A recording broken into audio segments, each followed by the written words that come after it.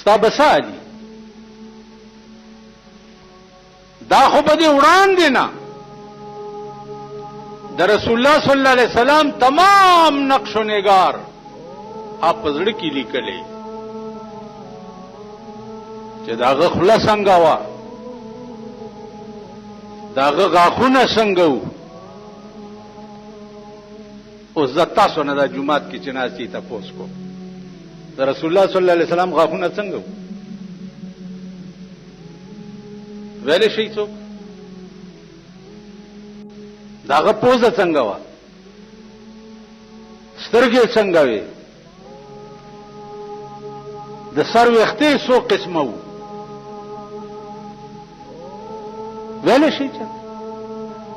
لاسونه یې څنګه وو په لاره تللې څنګه وو لباس یې څنګه وو پټکې یې څنګه وو څادر یې څنګه وو د چهرې بناوټ یې څنګه وو دا نقشه به دې زده کړي